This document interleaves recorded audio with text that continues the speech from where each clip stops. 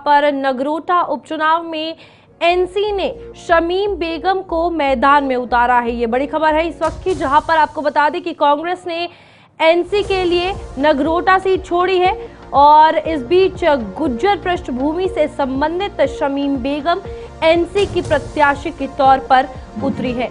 इस बीच आपको बता दें कि राज्यसभा चुनावों से पहले कांग्रेस एनसी में सीट बंटवारे पर तनातनी है। एक तरफ उपचुनाव है जहां पर बड़गाम और साथ ही साथ नगरोटा सीट पर ये उपचुनाव होना है। नगरोटा विधानसभा उपचुनाव को लेकर कांग्रेस के फैसले के बाद नेशनल कॉन्फ्रेंस ने डीडीसी सदस्य शमीम बेगम को अपना प्रत्याशी घोषित किया है। एनसी के जम्मू प्रांतीय अध्यक्ष रतन लाल गुप्ता ने पुष्टि की है कि पार्टी उच्च कमान ने उनके नाम को मंजूरी दे दी है। शमीम बेगम गुज्जर पृष्ठभूमि से संबंध रखती है, जिन्होंने वर्ष 2020 में नगरोटा से जिला विकास परिषद चुनाव जीता था। कांग्रेस ने ये सीट एनसी के लिए बीजेपी को हराने के हित में छोड़ दी है। कांग्रेस प्रवक्ता ने कहा कि 2024 के विधानसभा चुनावों में इस सीट पर एनसी को अधिक वोट मिले थे, इसीलिए गठबंधन धर्म निभाते हुए ये निर्णय लिया गया है। हालांकि ये फैसला उस समय आया है जब आगामी राज्यसभा चुनावों को लेकर कांग्रेस और एनसी के बीच सीट बंटवारे को लेकर मतभेद उभर रहे हैं। इस कदम को दोनों दलों के बीच गठबंधन की मजबूती की परीक्षा माना जा रहा है। और इस बीच जहां पर उपचुनाव में अगर बात की जाए तो आप देखिए नेशनल कॉन्फ्रेंस की तरफ से ये नाम जो है अब सामने आ चुका है शमीम बेगम का, जहां पर कांग्रेस ने एनसी के लिए ये सीट छोड़ दी है। हमारे साथ विनोद कुमार जी, वरिष्ठ पत्रकार, हमारे साथ जुड़ चुके फोन लाइन पर। विनोद जी, जिस तरीके से कांग्रेस ने ये डिसीजन लिया है, क्या कुछ लगता है किस स्ट्रैटेजी के साथ एनसी और कांग्रेस का जो अलायंस है इसमें बातचीत हुई होगी और ये डिसीजन फाइनल बना होगा? बिल्कुल रूपाली, आपने भी कहा, लेकिन जो अलायंस का एथिक्स कहते हैं वो ये कहते हैं कि आपके 2024 के चुनाव के परिणाम ये साफ बताते हैं कि कांग्रेस को मात्र 6000 वोट मिले थे और नेशनल कॉन्फ्रेंस को 17000 से ज्यादा वोट मिले थे। और ये जो कैंडिडेट है ये इसकी पृष्ठभूमि राजनीतिक है और दूसरी बड़ी बात ये कि गुज्जर समुदाय से ताल्लुक रखते हैं और वहाँ पे डिसाइडिंग फैक्टर यानी काफी हद तक ये गुज्जर समुदाय इम्पैक्ट डाल सकता है। और ये ऐसा परिवार है, इसके फादर इन लॉ जो है शमीमा बेगम के फादर इन लॉ भी बीडीसी रह चुके हैं। ये इस वक्त भी बीडीसी है और दिसंबर तक ये बीडीसी का कार्यकाल रहेगी। इन्होंने अपने कार्यकाल में, अभी के कार्यकाल में काफी विकास भी करवाया है। तो मुझे लगता है कि इससे बेहतर कैंडिडेट अलायंस को कोई नहीं मिल सकता था। ये रूपाली, जिस तरीके से भारतीय जनता पार्टी अपनी जीत का दावा पूरे दमखम के साथ करती हुई नजर आ रही है, लेकिन दूसरी तरफ ये भी कहा जा रहा है कि जो विधानसभा के पहले चुनाव हुए थे इसमें एनसी का प्रदर्शन काफी अच्छा रहा था। अब क्या कुछ लगता है किस तरीके से एक जो बैलेंस है वो बनेगा या फिर इक्वेशंस क्या कुछ रहेंगी अब चुनावों में? देखिए, इक्वेशन का अभी कुछ कह पाना मुश्किल है, क्योंकि जैसे जैसे प्रचार चरम सीमा पर आएगा उससे पता चलेगा कि इक्वेशन क्या हो। लेकिन सच्चाई ये है कि ये भी एक हैवीवेट कैंडिडेट है, हर्षदेव को भी कम नहीं आंका जा सकता। लेकिन एक चीज है कि इनके राजनीतिक और पारिवारिक रिश्ते रहे हैं देवेंद्र सिंह राणा के साथ।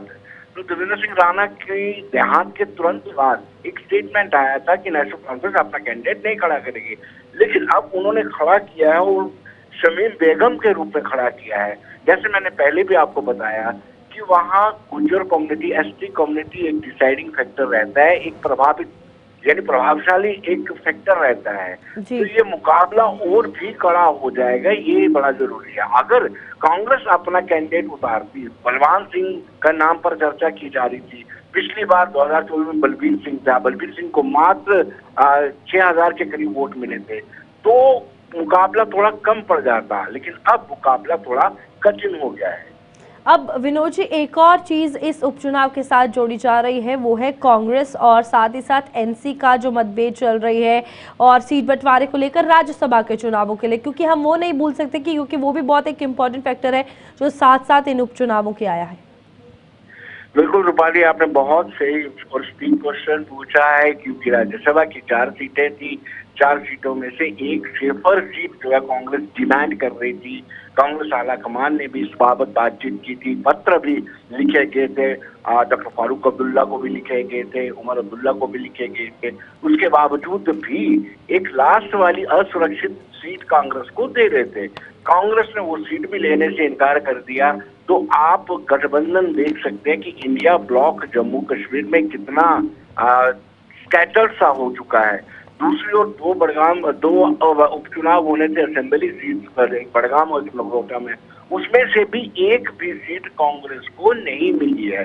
तो जिससे आप अंदाजा लगा सकते हैं कि जो इंडिया ब्लॉक है वो विभाजन के आखिरी मोड़ पर है। मुझे ऐसा लग रहा है कि ये ज्यादा देर तक अब चलने वाला नहीं है। बिल्कुल विनोद जी, यही कहीं ना कहीं सिचुएशन जिस तरीके से बन रही हैं, एक तरफ जहां जिस तरीके से आपने कहा कि राज्यसभा की सीटों के लिए जो बंटवारा हो रहा था उसमें तनातनी मची हुई थी, कांग्रेस वहां से भी पीछे हट गई, एक सीट भी लेने से इनकार कर दिया।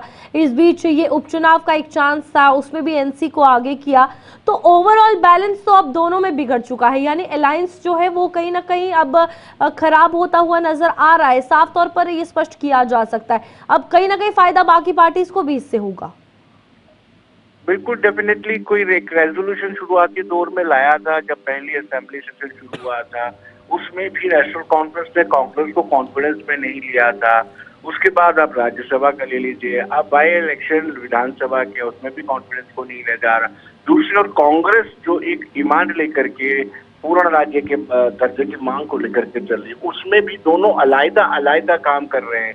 तो कहीं ना कहीं मतभेद जो है खुलकर के सामने आ रहा है और इसके लिए कांग्रेस के नेतृत्व भी रिस्पॉन्सिबल है, शीर्ष नेतृत्व भी रिस्पॉन्सिबल है, क्योंकि ड्यू शेयर उनको मिलना चाहिए था। नेशनल पार्टी है, राज्यसभा में भी ड्यू शेयर मिलना चाहिए था, तो यहाँ पर भी उपचुनाव में भी ड्यू शेयर मिलना चाहिए था। लेकिन कांग्रेस ये टाल क्लेम कर रही है कि हमने भारतीय जनता पार्टी को हराने के लिए अपनी जो स्टेक था वो नहीं मांगा, उनसे अपना शेयर नहीं मांगा है ताकि बीजेपी के कैंडिडेट को हरा सके।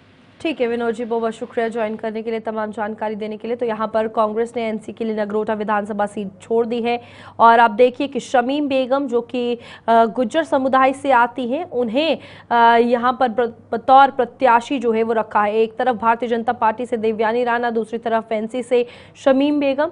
कड़ा मुकाबला रहने वाला है इस विधानसभा सीट पर, क्योंकि जो उपचुनाव से पहले जो विधानसभा चुनाव हुए थे उनमें ये देखने को मिला था कि एनसी का प्रदर्शन भी इस सीट पर काफी ज्यादा अच्छा था।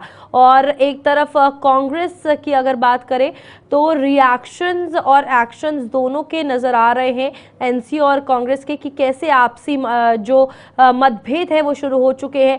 बैलेंस जो है वो खराब हो चुका है, क्योंकि बड़ी बात यह है कि शुरू से जब नेशनल कॉन्फ्रेंस की सरकार बनी, जब कांग्रेस ने अलायंस किया, तब से ही ये सिचुएशंस इन दोनों पार्टीज के बीच में थी और ये विश्वास जताना कि कांग्रेस और एनसी इकट्ठे हैं, ये कहीं ना कहीं नेशनल कॉन्फ्रेंस की सरकार नहीं कर पाई, जो अब आगे हो सकता है कि उन्हें भुगतना पड़े।